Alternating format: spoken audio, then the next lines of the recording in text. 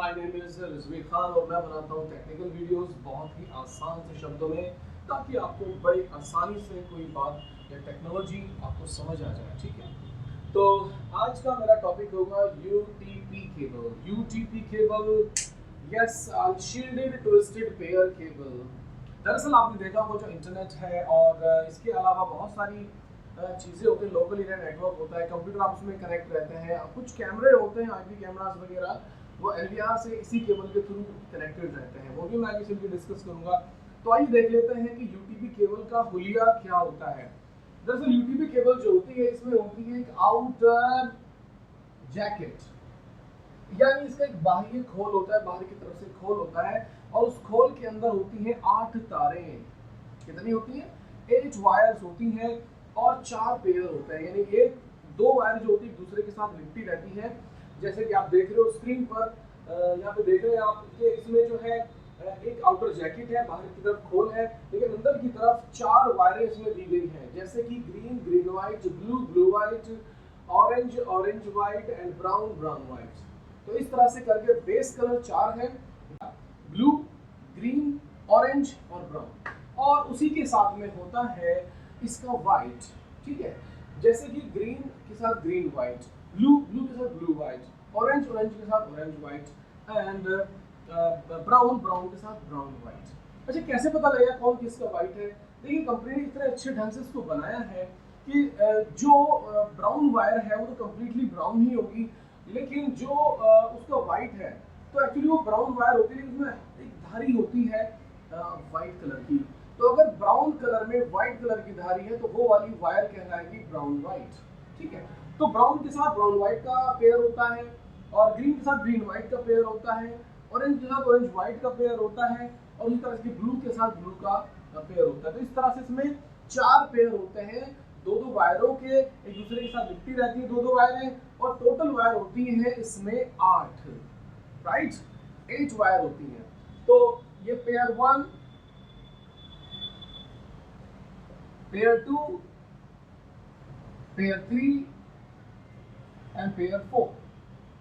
इस तरह से करके इसमें 4 पेयर बन जाते हैं।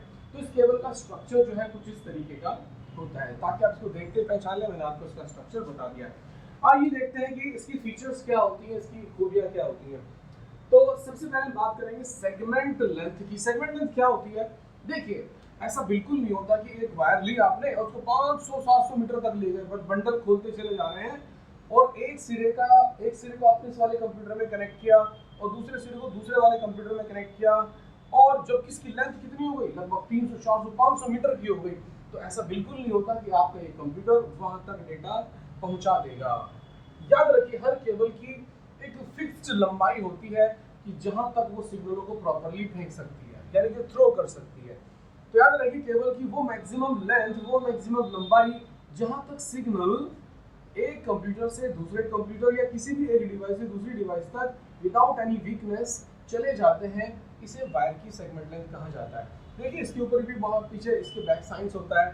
ठीक है, वो इलेक्ट्रॉनिक में फिर हम चले जाते हैं, रेजिस्टेंस होता है, लंबाई के साथ रेजिस्टेंस बढ़ता चला जाता है। तो इस केबल की जो सेगमेंट लेंथ होती है वो होती है 100 मीटर।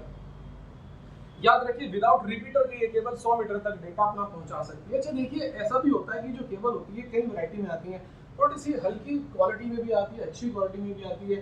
तो डी लिंक, लिंक्सिस एंड सिस्को, इस तरह की जो वायर होती है बहुत अच्छी कंपनी की होती है, तो इसकी सेगमेंट लेंथ हो सकता है 100 से 120 मीटर तक की भी हो, यानी 120 मीटर तक डेटा प्रॉपर्ली पहुंच सकता हो। लेकिन कुछ घटिया ब्रांड्स या कुछ लो क्वालिटी की भी वायर मार्केट में अवेलेबल है, ब्रांड्स का नाम मैं लूंगा नहीं, तो हो सकता है इसमें अच्छा कॉपर इस्तेमाल ना किया गया हो, जिसकी रेसिस्टिविटी ज़्यादा अच्छी ना हो। तो ये भी हो सकता है कि वो 90 मीटर तक की या 80 मीटर तक की सिग्नलों को पहुंचा सके। तो वेरिएशन होगा, लेकिन एक अनुमान, अच्छी ब्रांड कंपनी का जो अनुमान है वो यही होता है कि 100 मीटर तक सिग्नल इसमें आसानी से चले जाते हैं without any repeater, without any weakness. तो पहला पॉइंट आपको समझ आ गया होगा, उम्मीद करता हूँ। नेक्स्ट आता है बैंडविड्थ। बैंडविड्थ किसे कहते हैं? बैंडविड्थ होती है कि हर एक वायर की ना ज़्यादा से ज़्यादा डेटा को लेकर चलने की एक ही समय में एक क्षमता होती है कि एक केबल 1 सेकंड में मैक्सिमम कितना डेटा लेकर चल सकती है। तो याद रखिए, केबल की इसी कैपेसिटी को बैंडविड्थ में मापा जाता है। ठीक है, और इसको कहते हैं, जैसे कि ये 100 Mbps से 1000 Mbps तक अवेलेबल है। 100 Mbps से 1000 Mbps तक अवेलेबल है। अगर मैं लिखता हूँ कि किसी केबल की जो स्पीड है वो 10 Mbps है, यानी कि वो 10 MB डेटा प्रति सेकंड की स्पीड से लेकर चल सकती है, उसकी कैपेसिटी ये होती है। तो जो हमारी केबल्स होती है दरअसल कई कैटेगरी में अवेलेबल है, cat 1, cat 2, cat 3, cat 4, cat 5, cat 5E, cat 6, cat 7 वगैरह वगैरह। तो कैट 7 तक अवेलेबल है। तो हम क्या कह सकते हैं, या इससे ज़्यादा भी अवेलेबल हो चुकी है, तो हम क्या कहेंगे कि बैंडविड्थ अगर कोई केबल की है 1000 MB डेटा प्रति सेकंड की स्पीड से लेके चल सकती है, तो उसकी जो बैंडविड्थ होगी वो होगी 1000 Mbps। ठीक है। अच्छा, EMI प्रोटेक्शन की बात करते हैं। देखिए जहाँ पर मतलब हाई वोल्टेज होते हैं, बिजली की तारें होती हैं, तो उनके आसपास EMI बना रहता है, इलेक्ट्रोमैग्नेटिक इंडक्टेंस बना होता है। तो अगर हम इस वायर को उसके नज़दीक को लेके जाते हैं, उस EMI के थ्रू लेके जाते हैं या EMI क्षेत्र में को गुजारते हैं, तो हो सकता है कि इस केबल की जो सिग्नल्स हैं, डेटा है, वो करप्ट हो जाए। तो याद रखिए इसकी जो EMI प्रोटेक्शन है वो बहुत ज़्यादा लो होती है। तो बेहतर यही है कि आप इस वायर को वहाँ को मत गुजारें, ठीक है, जहाँ को बिजली की हाई तारें हो, हाई ट्रांसफार्मर रखा हुआ हो, ठीक है, जनरेटर्स चल रहे हो या बिग मशीनें चल रही हो जहाँ पर EMI क्रिएट हो रहा हो, तो इस केबल को वहाँ को आप बिल्कुल भी मत लेके जाएं। तो इसकी EMI प्रोटेक्शन क्योंकि लो होती है।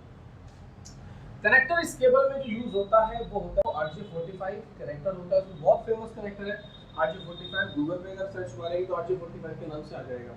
ठीक है। इस केबल के टाइप कितने होते हैं? इस केबल के टाइप होते हैं 7 से 8 टाइप होते हैं। ठीक है। जो कैट 5E तक कंपनी ने बनाना बंद कर दिया है। अभी जो आपको केबल्स मिलेंगी वो मिलेंगी cat 6, cat 6E, cat 7, cat 8, ये आपको केबल्स मिलेंगी। और जैसे जैसे कैटेगरी बढ़ती चली जाती है, केबल की परफॉर्मेंस आपको बढ़िया और मिलती चली जाएगी। ठीक है। यूटीपी केबल का इस्तेमाल वैसे तो बहुत जगह होता है ना, लेकिन जैसे हम बात करें कि लैन में, लोकल एरिया नेटवर्क में, जिसमें कंप्यूटर एक स्विच के थ्रू कनेक्ट किए जाते हैं, वो लैन केबल के थ्रू ही कनेक्ट किए जाते हैं। एनवीआर सेटअप में जैसे कि आप सीसीटीवी कैमरे लगाते हैं, तो सीसीटीवी कैमरे भी दो सेटअप के साथ लगते हैं, डीवीआर, एनवीआर। तो एनवीआर में आईपी कैमरों के साथ में इस केबल का इस्तेमाल होता है, जो कि यूटीपी केबल होती है।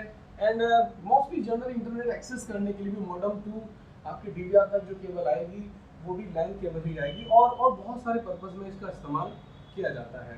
तो इसका यूज़ ये है। चलिए आप हम देख लेते हैं category of the UTP wire.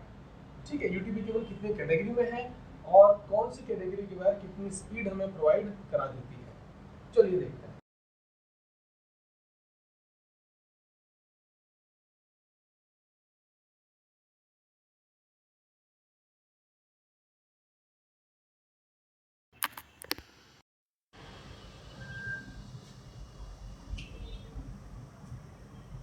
तो ये जो आप स्क्रीन पर चार्ट देख रहे हैं, दरअसल यहाँ पर cat 1, cat 2, cat 3, cat 5, cat 6, cat 6E and cat 7 तक का डेटा दिया गया है।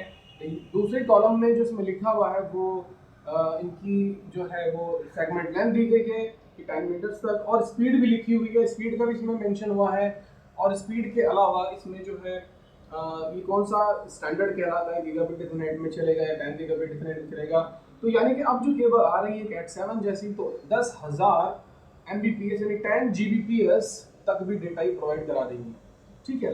तो देखिए आज हमने सीखा है यूटीपी केबल के बारे में, ठीक है, जो कि द मोस्ट पॉपुलर केबल है। तो इस केबल का इस्तेमाल बहुत ज़्यादा किया जाता है। आपने इसका स्ट्रक्चर समझा, देखा, उम्मीद करता हूँ आपको ये केबल समझ आई होगी। ठीक है। तो तब तक के लिए देखते रहिए हमारा चैनल डिजिटल गुरुजी, और इस तरह की टेक्नोलॉजी वीडियो हम बनाते रहते हैं। ठीक है। और देखिए जो छोटे छोटे शब्द हैं, जो बहुत ज़्यादा कंफ्यूज करने वाले वर्ड्स हैं, उनको बहुत ही आसान से शब्दों में आप तक पहुँचाया गया है। Thank you very much.